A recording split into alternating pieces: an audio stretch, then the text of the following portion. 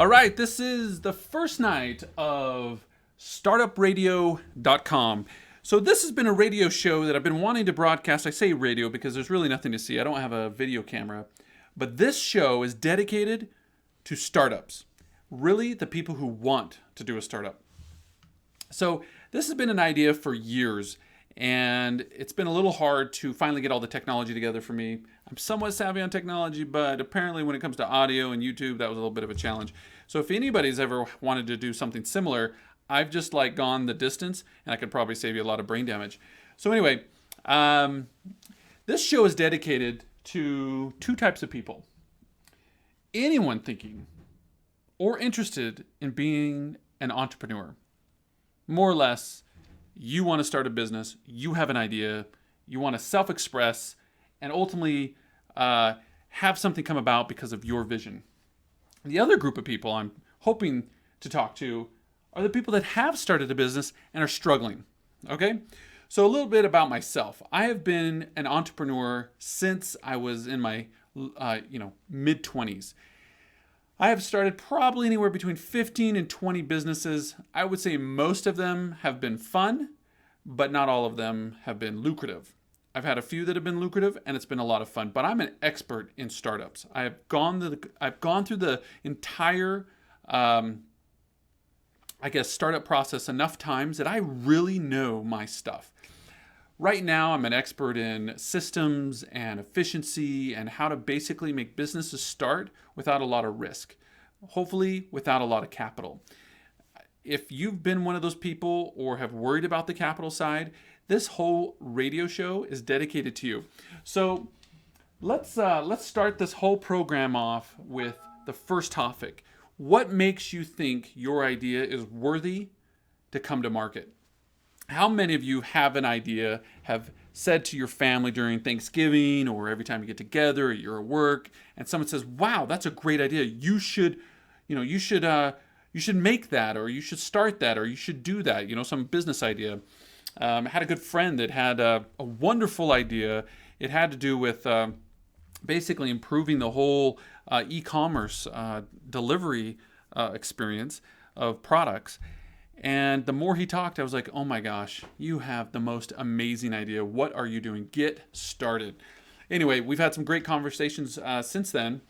And I think there's a lot of people out there that have probably had very similar experiences where you have your ideas validated. Some of you probably have some ideas that have been invalidated. And I think all of those are worthy of conversation. Okay? So something that you might want to consider is this radio program is going to basically help you figure out whether you should start your business or keep doing your business or maybe stop even. There's nothing wrong with stopping, not even anything wrong with failing. One of my favorite stories comes from the Talent Code. And it basically talks about how failure teaches a human, at least, maybe everything, but especially humans, that the more times you fail, but able to recover more quickly, your body starts to get more intelligent. Your mind starts to get more intelligent, okay? And so if you fail and then take forever to fail again, let's say you're so mortified or disappointed from a failure you had with some business idea or some product you tried to start, that you never tried again, well, your brain doesn't really figure out what to do better next time. Now, if you fail, dust yourself off, get up, do it again, fail. And again, nobody wants to fail, but it happens. We try things, and it happens even in day to day. It happens in our homes. It happens in our businesses where we work, and we fail. But if we quickly recover and try again, your brain starts getting really smart. Doesn't matter where you come from in life, no matter what your educational background, every human has this capacity. All of us have the ability to get smarter through basically experience. So I bring that up because my life has had a lot of that going on where you try a business and you think it's great and you go and it doesn't work out. Some people might call that failure, but ultimately you learn something, right? There are some failures where you start, it just doesn't work out, and you move on, and there's really no splash, right? There's some where you really are excited, you launch and you crash and burn and it's miserable and you're kind of bitter about it. Well, I'm hoping to address a lot of those things throughout this program. I was talking to a good friend today earlier about what people need to know on this radio show. So again, this radio show is called Startup Radio, and I'm going to dedicate every program to three things. First, optimism. Okay, there's enough people, what I call poo-pooing your ideas. All right, that's already happened. Your mom, your dad, your brothers, your sisters, your coworkers telling you to not do something. Okay, you have an idea. You're certain it's a good idea. You see the problems. You're identifying the opportunity, and at some level, you're saying, "Gosh, this is such a good idea," and there's something that keeps you from going. It might be know-how. It might be just someone to help you push the idea down the road a little bit. And I think in the end, if you have hope, whether you do the idea or not, you won't give up on your desire to add value to the universe. Okay. Now, part of the program I want to dedicate to really important topics. Okay. Some of the topics could be basically capital required for a new idea, the important ways you go about determining if an idea is, let's say, viable, or feasible. Whether there's a market for your idea, whether there's demand, whether there's enough money in the idea. Meaning, some ideas are really cool, but there's just no money being made. The margins are so small, even though everybody needs it. Maybe you shouldn't do it. You're just going to work really hard and never make a lot of money. You might feel like that's worth it, but sometimes there's just not enough money in ideas unless you have some unique way to capitalize better. And then ultimately, I want to do like a mini. Think of this as like a mini Shark Tank Express, where you can text in and give your ideas and ultimately share your pitch with somebody that can give you feedback and tell you basically, like on Shark Tank, things they like, things they don't like, things that you're going to have other investors ask you, and basically prepare you for some of that bumps and bruises that happens as you try to push the idea forward. Okay, so imagine the show. Basically, we're going to talk about cool ideas that have come about, really great ideas, some ideas that, some stories that maybe should have failed but succeeded, right? So that's kind of interesting. And then ideas that should have succeeded and failed, right? And we're going to talk about very specific things for a while. And I'm going to bring on some cool guests. I'm going to bring on other VCs, right? Venture capitalists. I'm going to bring other entrepreneurs. I'm going to bring on people that are experts in the industry that I believe, through my experience, have made a profound effect on the way to start an idea, okay? And last, we're going to do a Q&A. You can text in your ideas. You can instant message me. You can text message me and basically ask me questions. And someday I'll get my tech that maybe we can even have you call in, right? Where I can somehow sync in your audio with this YouTube cast, okay? And then naturally, I would love to have you give your pitch. Now, some of your pitches you might feel like you need to protect, and I'm not asking you to do anything you're uncomfortable with. Ultimately, if you're like, I have a great idea, I really want some feedback, not from your mom, not from your dad, not from your wife, but someone who's completely got nothing, no skin in the game, no dog in the fight.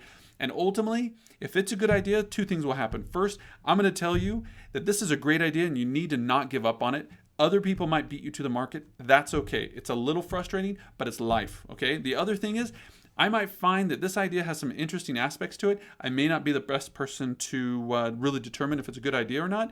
And that's probably a higher chance, right? I don't have all experiences, but I have enough that maybe I can give you the right direction. But ultimately, if I can get you in touch with the right people, I've just added value to the market. I enjoy doing those kind of things. So in the end, if you have an idea, I want you to text in and basically give your pitch like, hey, I have this little widget, and here's a problem that we always have at work, and I'm certain that if I made it, it would solve the problem and we'd save all this kind of money and I'd make all sorts of money.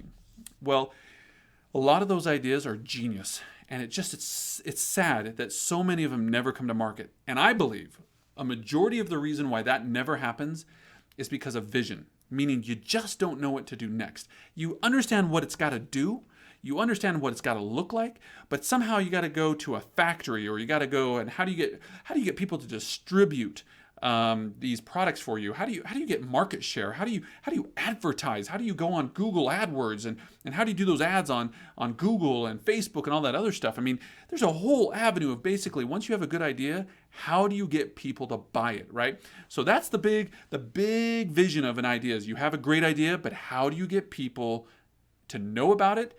And when they know about it, how do you get them to buy it, use it, employ it? You know what I mean? whether it's a service, whether it's a business or a product, okay? So I want to start this program, and I'm going to dedicate basically some things that I've learned on what makes for a good idea, okay?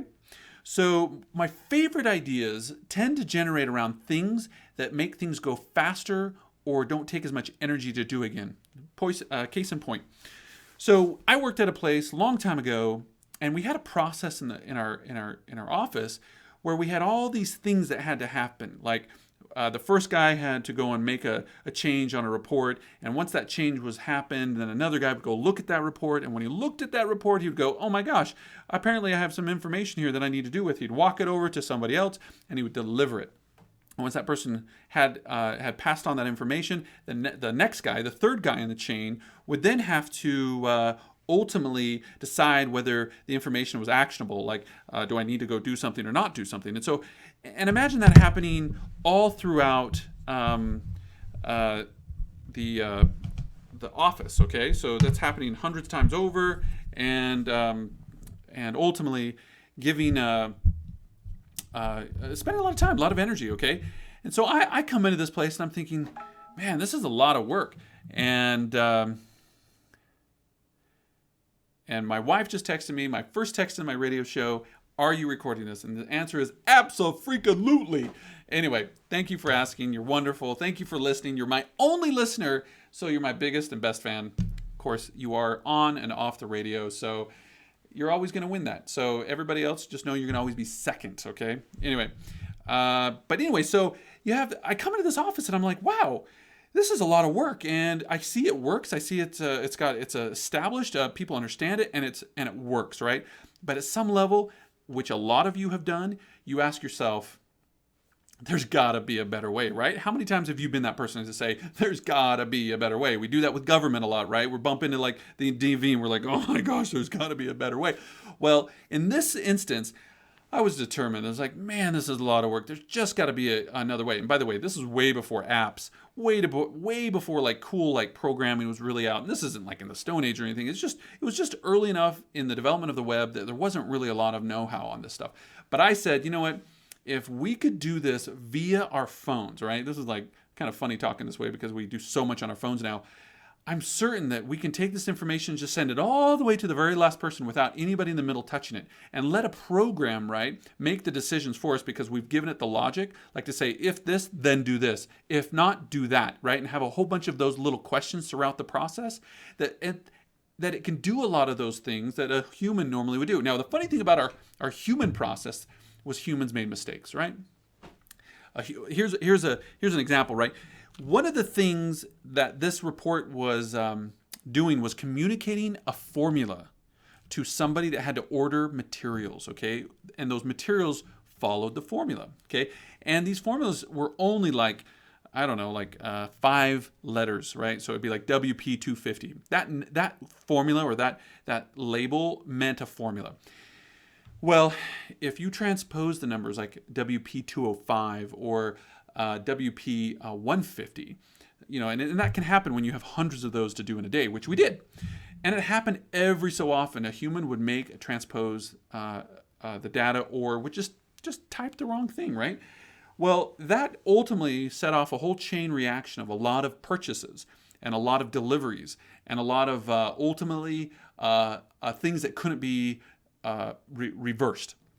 And what would happen is we would discover it because some quality assurance or quality control mechanism later, far down the chain, would say, hey, I see what was delivered wasn't what I have on my spec sheet, so this is no good. But now that the product's delivered and mixed and batched, unfortunately, it's done, right? It's been mixed, and once it's mixed, it can't be unmixed. And so what we in our office had to do was just say, well, throw it away. And we'd have to start over. And so all this money was just thrown away. So I'm sitting there going, gosh, there's got to be another way. And I go to a good friend of mine. And I say, look, here's this idea. This is a problem we're having at work. And there's just got to be a better way. And he said, well, why don't we write a website that you can access through your phone, which, again, not many people did back then because there wasn't a lot of bandwidth on your phone and Wi-Fi wasn't invented yet. But I was like, well, of course, yeah, if I could somehow be where I needed to be and enter the information where and when I needed it, ultimately, that would be more accurate than if I had to wait throughout the day and then transmit that information and potentially write it wrong. And so this website ultimately only had a drop-down menu, right? Only certain things could be selected. And if I selected a certain client, only certain formulas were available, meaning I couldn't accidentally pick someone else's formulas, like on different clients. So, I mean, again, these ideas aren't, I mean, you probably have similar things like this happening in your life, whether you're an accountant, whether you're in operations, or maybe even in sales, right? You know, a sales goes wrong and your client's all mad at you because something goes wrong down the line. Well, in the end, you sometimes know what to do. Sometimes, right? Sometimes you see the problem, but you don't know what to do. And that's life too. But sometimes you see the problem, you know how to solve it, and you ultimately know exactly what to do to get the job done. And those are some of those really exciting moments. And if you know what I'm talking about, you feel it. It's strong. It's an emotional reaction of almost like you've done it. And now the hard work begins of how do I go from where I am now to that point where people are actually using my idea. And if you've already tried this, you know, if you're that other group that I'm trying to reach out to, people that have started, somebody's gone out the door, someone who's potentially put together a prototype or a widget or knocked a few doors to try to have people buy your service and not had a lot of success, well, you know what I mean. That whole like moment where you're basically trying to say, how do you get people to basically appreciate the value, right? Appreciate the value. So, I guess I would want to tell you that when I implemented that idea, it was scary. I was young, but even if I was older, the first one is always scary. It's a bunch of big unknowns, right? You don't quite know what to expect. You worry about people thinking you're an idiot, or maybe you step, you know, on something that you weren't certain of, and what I call landmines, and you look silly, or maybe you're overconfident and make a mistake or something, right? Well, I would say that's all unfortunate, and it's worthy of validation that it is painful. And I would still say, in the end, it's okay. Deep down, nobody really cares. There might be a few people like, you're an idiot. It might even be a client saying you're fired. It might even be someone that you depended on who doesn't want to work with you anymore, which are all hard and all painful. However, in this case, when I went out the door, I was scared, I was nervous, and I still believed in the end it was a great idea. I went to the owner of the company and I said, look, I have an idea, and I really believe this is going to change the way we do business in this one particular way. Because they had been doing business a certain way in this department, and me going in there and suggesting a different way kind of was rocking the boat. They were kind of like, hold on. You're nobody. You don't know our systems like we know it. We've been doing this forever. How can you improve this? And that was hard, right? You've been that person. You've been in a position where you're being challenged. Your intelligence, your reputation, your credibility is being challenged. And at some level, you may even believe them. That you're like thinking, right, who am I, right? What am I doing here? Well, at the same time, if you just say, well, while that may all be true, I would still say that I have an idea, and I believe that if it is worth, if it's really worth it, you'll feel it, you'll know it, you'll see the value. You may have some spreadsheets, you might have a graph, you might have some supporting documents, but in the end, when you disclose the idea to somebody, which is what I had to do. I had to go through the owner and I said, here's the idea. And I said, here's the problems that we're having, right? Identifying the problem. Here's how I believe I can solve it. And here's the benefits, meaning here's how much money we're going to save, or how much money we're going to make, or how many customers will be happy, or how many people's lives we will change, right? And ultimately, I was super nervous. I went in there and I said, here's what I got to do. And they kind of, you know, I could tell they weren't terribly confident. I was young. I was like 25. And these guys were like in their 60s, and they were rough. They were cowboys. They really had been doing the same thing for a long time, and it had made them a lot of money. And there was really no reason for them to say, hey, we should change everything and do it different. And they all acknowledged a couple things. One, I brought up challenges that they had all experienced and had cost them a lot of money. And so I knew at some level they would agree with me that that is painful. We're tired of those mistakes. And then I would say, and imagine that 5 years ago, or maybe even 2 years ago, this technology wasn't available, and now it is. So paradigm shift, right? So imagine if all you have to do is go through this process, go on your phone, tap on the website, click the right boxes, and it transmits that data all the way to the very last person without going through any humans. And the process is clean, it's precise, and in the end, if we make any mistakes, we can always fix the code. And then that mistake never happens again. And these guys, I mean, they had used software. They have software for their accounting and all these other things. And so they were like, it's about time we had something like this, right? And it was kind of cool to finally feel like, at some level, my idea was valuable. And that was an awesome moment. It didn't mean I made any money yet, but I was like, at least I'm not crazy, right? So I remember them saying, well, this is really cool. How much money do you want? And it was funny. I hadn't really thought about it. I just knew it was worth a lot. And I said, well, I don't know. And I'm willing to figure that out with you. Now, that may not be the way you should do it, but at that level, I just didn't know. And maybe a better businessman would have said, well, let me think about it, or would have pre-thought about it and said, $1 million, Well, eventually, I got it to the point where I said, I want $1 million, which is, I think, silly because why is it always $1 million, right? I should have said a number that was a little different, like 2.7 million or something. Anyway, so they're like, okay. And I said, here's why it's $1 million, because you'll make that $1 million back within 6 months. So now you're going to be able to recover that $1 million basically every 6 months for potentially 4 to 5 years. That's kind of the rule of thumb to figure out how often something will be repeated or how long something will stay alive in terms of a innovation or a cost saving measure. So anyway, So there I am. I'm sitting in front of these big wigs. I'm really nobody. And they're like, okay, deal. I was like, whoa. And I realized this was crazy cool and crazy scary because at a level I didn't really believe it would happen. Even though I knew it was a great idea and I had to do it, I didn't really believe it, right? It's like, that's the funny thing about an idea. You believe it so much that you go out and do the work. But then when someone says, okay, I want to buy, you're like, whoa, wow, okay, now what do I do, right? And so then I had to really work because then I really had to write a lot of code. And I eventually had a lot of support. A lot of people reached out. They kind of felt this idea was worth their time and energy, and we put it together. Now, the end of the story is I never finished the deal. In full disclosure, I had a buyer, I had a contract, and I never finished the deal. That was one of my biggest struggles when I was young. Was I didn't know how to finish, right? I didn't know what to do. Like every step of the way, I was unsure of what to do next. And ultimately, I got chicken. And so I backed out, which to me, looking back, I probably would have been a millionaire at a very young age and would have been laughing the whole way to the bank. But instead, I was worried what people would think about me. I was worried about, if I would fail, and I let that get to me. So if you're anywhere in that zone, I totally understand where you're coming from. Now, you may also be the person that is invincible and you're just like, I'm not worried about those things. Well, honestly, you're one of the few people. Most of us worry about stuff, right? And at some level, the people that are invincible and are bulletproof and just go forward and aren't really worried about failure, that is a trait that I admire. And at the same time, it's a double-edged sword, right?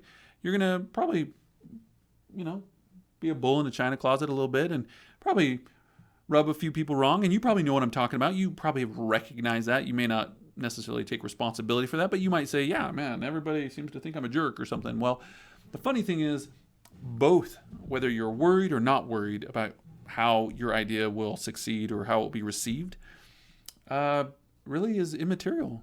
In the end, is if you do everything consciously going forward, it will be okay, even if it ends up not happening. And not happening sometimes is just fine. Not happening may mean you just saved yourself a lot of brain damage. A lot of ideas get started and they may lose a lot of money. And for all we know, you made the right decision to say, I don't know if I should go forward anymore. And none of us are going to know how it really would have gone because you stopped. But if you could see how it would have played out, maybe, just maybe, it was like a blessing in disguise. You missed and dodged a huge bullet. And that's how I chalk it up. When I don't go forward with an idea, I say, well, I'm gonna just have faith and hope that the better outcome was not going forward because I made my choices in consciousness, right? I did it without fear. I just did it. I said, you know what? I'm going to make a choice that I'm not going to go forward. And yes, that is painful, but I made a choice. I didn't do it because I was worried about what you would think or what someone else would think, or maybe I was just, doing it in a basically a reactionary way. Okay. So anyway, so here's the here's the next segment, or the next portion of this radio broadcast. And this whole radio is about startup. Okay, so I'm interested in your ideas. If you say, I'm wondering what you think about this, I want to know about it. I want you to text me, email me at startupradio@gmail.com. Okay, that doesn't really exist, but anyway, and you're basically going to describe your idea in as few or as many words as you want. Know right now that if it's a really long email, I'm just probably not going to read all of it. I'm really looking for your elevator pitch, which sometimes is really hard, but you can just say, basically, I'm a trucker and I see this problem all the time, and I think we should do this. And I might go, wow, I have no idea how that's a good idea. And I might write back, why is this important? And you might say, because we spend $70 million a year on that. And I'll be like, dang. If you're spending that kind of money and your business is doing this, that's opportunity. The next question is, why isn't anybody else doing it, right? Why are you like, what do you know that no one else knows? There is a chance that you're the lucky guy that happens to stumble across something that nobody thought about before. That does happen. Not often, though. Be aware that if you feel like you're the only one with the idea, kind of a red flag. The truth is, when you're the only guy doing it, it may be because you're lucky and you're the only one. The other possible alternative is that people don't do it on purpose, meaning there's a reason why they don't go into that space and solve that problem. Maybe because it's too hard. Maybe because it's too expensive. Maybe it's because it's too complicated, right? You got to get too many parties together to solve the problem. You probably may be the only one that would know that, right? You understand your market. You're in it. You're living it. You're breathing it. And in the end, guys like me can ask you questions to bring up your consciousness. And ultimately, you can say things like, or I can ask questions that basically give you the opportunity to say, oh my gosh, yeah, I guess that would make sense that the accounting department would have to, be involved, and maybe even the government, and maybe even our vendors. And I might say, well, those are all worthy things in any idea to potentially have to work together. And sometimes when too many pieces have to work together, the journey to make all that work is so long. And if you're new at this, I would recommend don't do those ideas. Why? Because you're going to go down that road and most likely spend a lot of time and maybe some money, maybe even a lot of money. And because you're a rookie, you probably won't realize what you don't know, right? You'll just be going along and you're basically only seeing a little bit in front of you at a time. And once in a while you get a few feet in front of you and you can see ahead of you, but most of the time you can't see that far in front of you. And if you knew in the beginning that, wow, this is a 5-year journey and it will be very costly the whole way, be it your time, maybe capital, and in the end you only make 20 grand. That's how valuable this idea is. And you'd be like, well, that's dumb. Why would I spend all that time and energy to make 20 grand? Well, not that that's really the feeling when you start this, but sometimes you don't realize it in the end. Well, some guys like me who've been around the block, there's a lot of us out there who have gone out there, banged their head against the wall, made some money, lost some money. They can kind of give you a heads up of like, yo, you really got to be careful here, because you may be smarter than me on this, which could be very, very possible.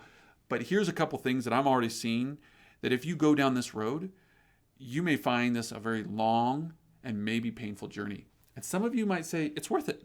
It's worth it. People are like, freaking go for it then, right? No problem there. And at other times I'll be like, why aren't you doing it right now? What is keeping you from doing it? And some people are like, I don't know. It's just, gosh, this idea won't go away. And I'm like, no, really. There's a reason why you're not doing it. Are you too busy at work? Is it because you need $50 million? Is it because it's really not your idea? Is it because you really don't know what you're doing? Like you really don't know the facts? Like you see it across the way. You're like, oh, weird. These guys are doing stuff over there and that's silly. Why are they doing it that way? But deep down, you're not in the business. And so you don't really know. Whatever the reason is, there's always the truth behind everything, where probably guys like me, and I advocate that I could probably get there, that we could pull that out and we can go in the end and go, wow, whatever you're doing, you need to do more on this idea. Like spend more energy on this idea. I'm an advocate of not spending more money. Here's a case in point.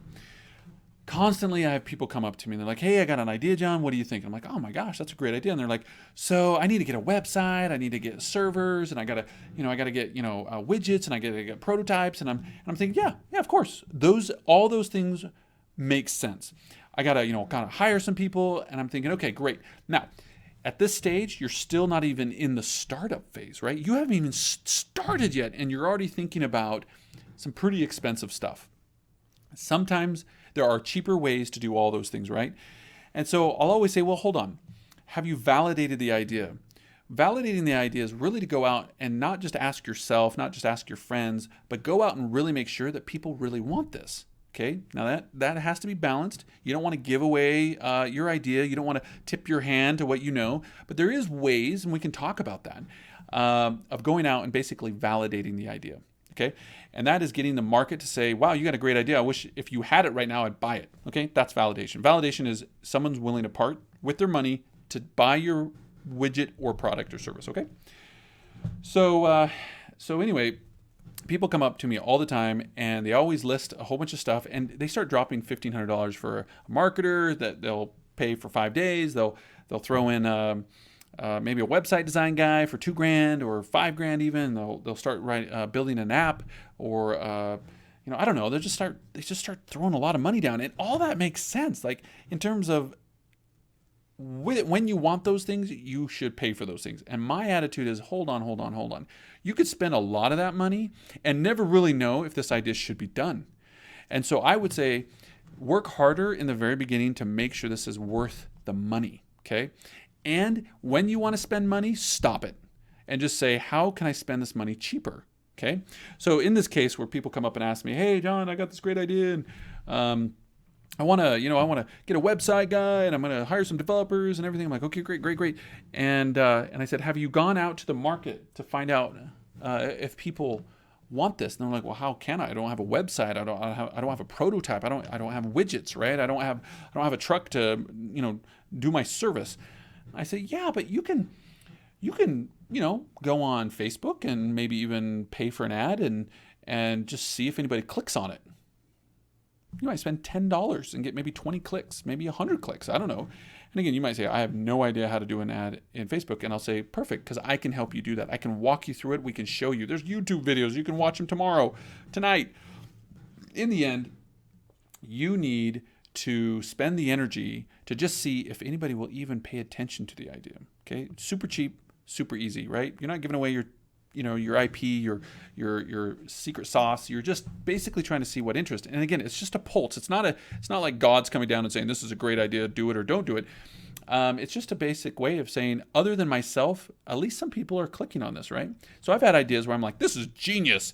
And I go out to Facebook and I'm like, hey, Facebook, I have this idea. Click here to know more. And it's crickets. I'm like, no, come on. I know this is a great idea. And now the ad might have been terrible. The demographics might have been terrible. Like I might have failed in a few different ways.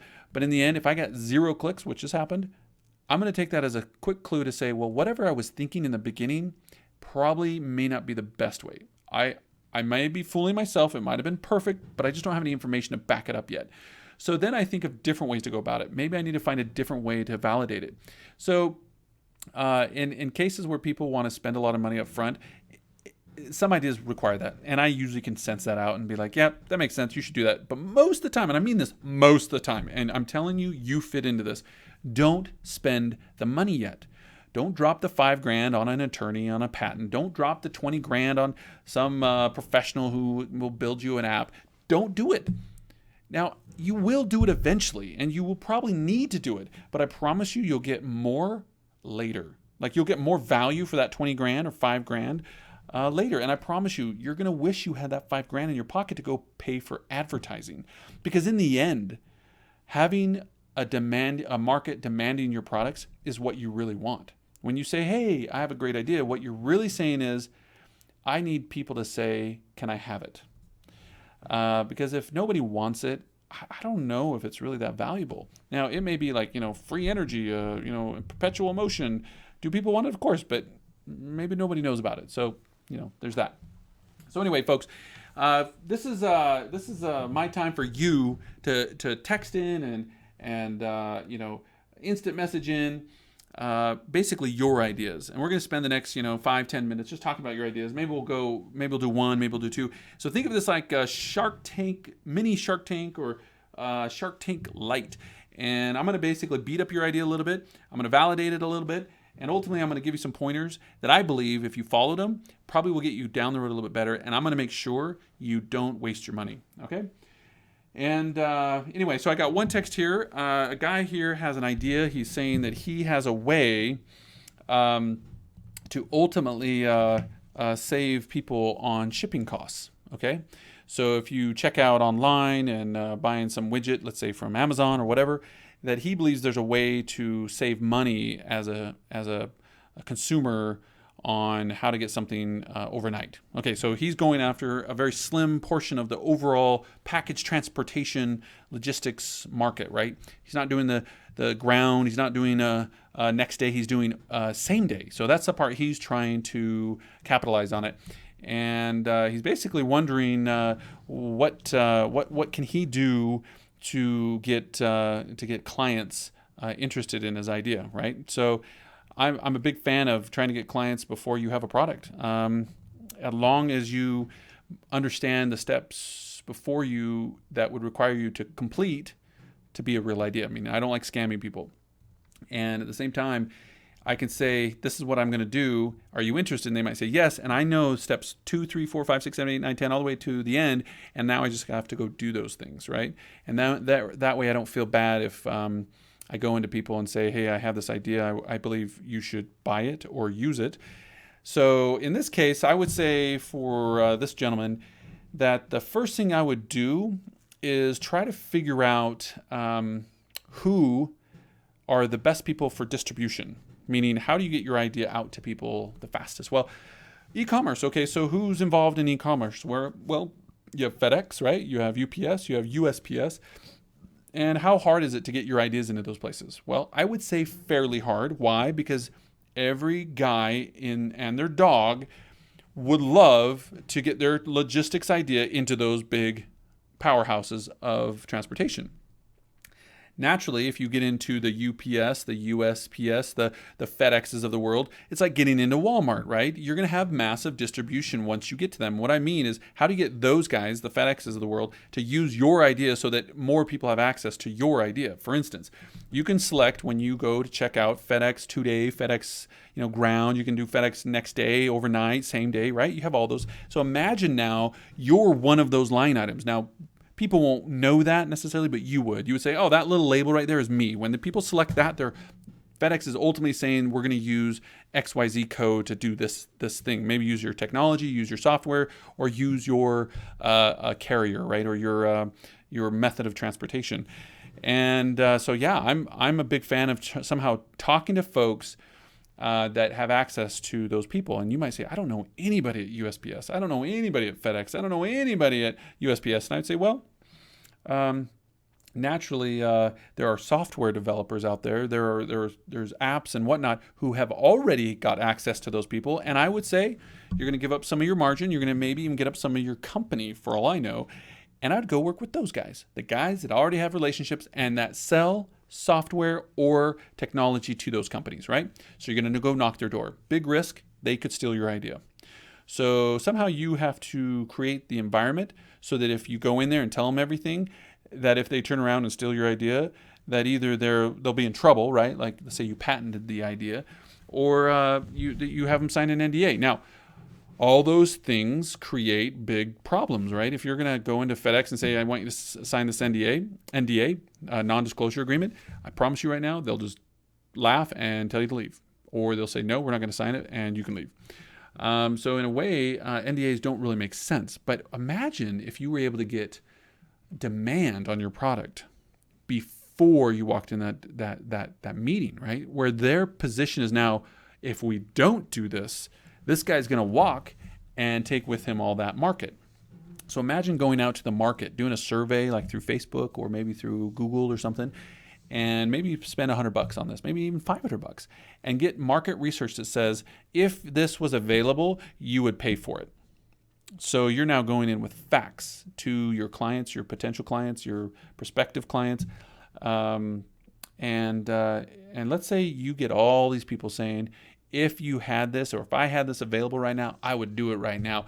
And you're going to say, look, I already have people who want this. You already have people selecting methods of transportation. And in the end, if you do this, you will make more money. And that's the hard part, right? You got to demonstrate how much money people will make. So they'll do the math right there in front of you and say, ultimately, I have to.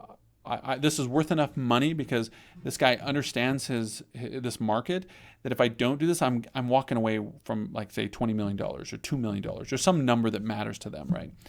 And anyway, so that's what I would do. I would first try to do maybe one or two things. Try to get in with the big distribution positions out there of people, and ultimately work with the people that have access to them already, which are software guys, right? Go and find a couple. Go find out who sells technology to those people, and just say, I have an idea and I want to partner with you. Just say it just like that. I want to partner with you, and they'll probably go, let's talk.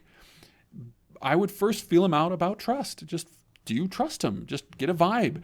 They might say, we're the number one guys in the universe. If you don't work with us, you'll never get in there. And if you're like, man, I just got such a terrible vibe, don't do it. Who cares if you never get this idea to market? If you're uncomfortable the whole time and hate the whole experience, it's not worth it. If you go in there like, I love these guys, and then you get scammed, frustrating, and it's okay. It's going to happen. But I would advocate that maybe what you should do is just go in there with hope that these people are going to be honest, as long as you feel good about it, meaning your gut tells you, I don't feel uncomfortable, I just don't know what to do, right? It's not, oh, these guys really sketch me out.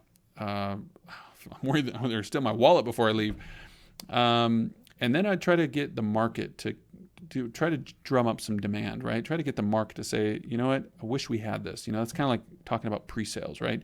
Investors, partners, anybody who's going to put something at risk like capital or their reputation, ultimately want the certainty that it's going to sell. And so getting customers and the market to say, I want this, is their little warm fuzzy blanket that basically helps them to take a risk. So anyway, that's my show for tonight, guys. It's been exactly 45 minutes and 39 seconds. I appreciate all you've done and all your ideas. We're going to do this every Tuesday at 9 o'clock. And if you want to send in your ideas, send it to startupradio@gmail.com. Have a good night.